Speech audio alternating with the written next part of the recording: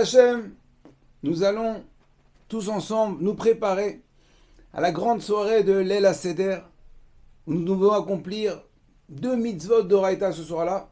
La première, manger la matzah.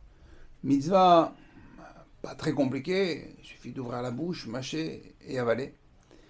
Et la deuxième qui est le récit de la sortie d'Égypte, raconter la sortie d'Égypte, les miracles et les prodiges qu'Akadosh Baruch Hu a fait. Alors si la première mitzvah, celle de la matzah, il faut l'avaler, et bien celle du récit de la sortie d'Égypte, il va falloir au contraire celle-là la rallonger, la déguster, faire envie, donner envie, raconter à nos enfants, à nos petits-enfants, à nos proches, à nous-mêmes, raconter comment Akadosh Baruch Hu nous a délivrés d'Égypte, à tel point qu'Akadosh Baruch Hu nous dit le Zohar Akadosh, qu'il est réuni toute Parmalia, Shelmala, toute sa famille, à toute la famille d'en haut, les anges, les séraphim, et les réunit, il leur dit, chut, écoutez, écoutez mes enfants, les Béné Israël, ils vont raconter comment je les ai délivrés. Ils vont raconter tous les miracles que j'ai accomplis pour eux, pour les sortir d'Égypte, les diplés, toutes les autres grandes choses qu'Akadosh Baruch Hu a fait. Donc, on est en direct live ce soir-là avec dans les cieux.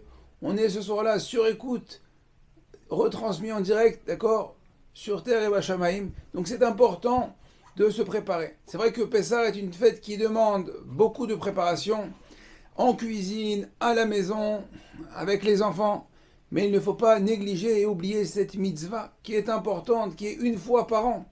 Une fois par an, mais cette mitzvah de transmission qui, en fin de compte, le fruit de la pérennité d'Am Israël, si on arrive on est encore là, après 2000 ans d'exil, 3000 ans d'existence, combien de peuples ont voulu nous tuer, nous poursuivre, et bah, au Hachem, nous sommes encore là, bah, c'est grâce à cette soirée. On a transmis, on transmet à nos enfants, à nos petits-enfants, aux cousins, aux oncles, à toute la famille, chacun transmet à l'autre. On est sorti d'Égypte à Rabotai. Alors c'est quoi cette sortie d'Égypte? Comme on l'a dit, il faut préparer, il va falloir animer cette soirée. Il ne suffit pas juste c'est vrai qu'on a le texte de l'Agada qu'on doit lire du début jusqu'à la fin, mais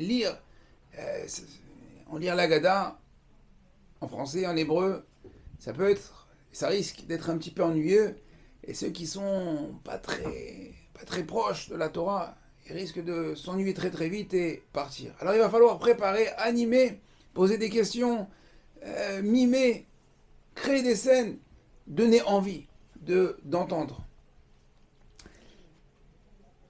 Alors Rabotai, c'est quoi cette sortie d'Égypte? Qui étaient les bénis Israël? Comment sont-ils arrivés là? Alors, au départ, Rabotai, Yaakov et ses enfants, 70 nefashot, 70 personnes descendent en Égypte.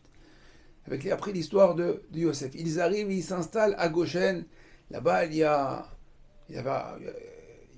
Yaakov avait envoyé Yehuda pour installer évidemment un Beth Midrash pour pouvoir continuer à étudier. Mais au fur et à mesure, les Juifs, les Bnei Israël, les Hébreux plutôt, vont être pris dans l'engrenage et dans les griffes de l'esclavage. Mais comment l'esclavage, Rabotai, a-t-il commencé en Égypte? Eh bien, Pharaon et ses ministres ont vu que les Hébreux commençaient à se multiplier, ils devenaient importants, ils disent on va utiliser cette main-d'œuvre. Comment les détacher de la Torah, puisque les enfants de Yaakov, évidemment, ils étudiaient la Torah. Alors Pharaon c'est Péra, c'est le même lettre qu'une mauvaise bouche. Alors il va mettre en place un plan. Il va dire, voilà, Rabotai, mes chers frères, mes chers concitoyens, on va construire ensemble une nouvelle Égypte. On va construire des monuments, des pyramides. Vous allez marquer l'histoire. Nous allons ensemble marquer l'histoire. Alors je vous propose des bons salaires, de gros salaires. Mes ministres et moi-même allons travailler, nous allons travailler tous ensemble. Tous ensemble, nous allons travailler. Alors évidemment, ils étaient motivés, des bonnes payes. Alors donc tout le monde dans les chantiers et on commence à faire des briques. Alors évidemment tout le monde est motivé, ils font des briques, alors qu'il y a des inspecteurs de travaux qui passent. Il dit Ben Souzan, combien t'as fait de briques aujourd'hui? Il dit j'ai fait 10 briques monsieur. et l'autre Goldenstein, 20 briques, et l'autre 30 briques, et chacun comme ça, Bokobza, Marciano, chacun ils ont pas au Hachem, ils ont fait plein de briques. Combien en un jour, en 2 jours? Des centaines de briques. Ah, Pharaon il est content, il voit que au Hachem le travail avance, l'Égypte est en plein essor. Puis au fur et à mesure, les Égyptiens se sont retirés des chantiers. Pharaon s'est retiré des chantiers. Et là, les payes ont diminué et les coups de fouet ont augmenté. Et là, les Juifs ont dit, bon, on est un petit peu fatigué. Ils disent, écoute-moi bien, on a vu, tu es capable de faire ce chiffre d'affaires. Tu es capable de faire autant de briques. Alors tu continues. Et tu sais quoi, et tu vas faire maintenant le double. Et au fur et à mesure, comme ça, ils sont rentrés dans l'esclavage. Sauf une tribu, la tribu de Lévi. La tribu de Lévi a dit dès le départ, non, nous on reste au Beth Midrash, on continue à étudier. C'est très bien, c'est très bien, il y a des beaux salaires, il y a des avantages sociaux, les comités d'entreprise, les spectacles, ça ne nous intéresse pas, on préfère rester à Goshen, on continue à étudier. Et donc, les Lévis, pendant toutes ces années d'esclavage, 210 ans d'esclavage, ils sont restés, eux, à part, ils étaient à Goshen au Beth Midrash, alors que les autres, les frères, eh ben eux, ils ont été pris dans le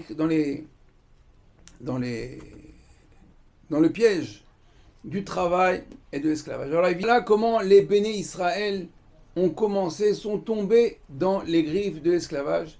Alors on se retrouvera dans un autre épisode, Bezrat Hashem, pour continuer ce récit de la sortie d'Égypte. À très bientôt et Kol Tov. מה נשתנה הלילה הזה מכל הלילות, מכל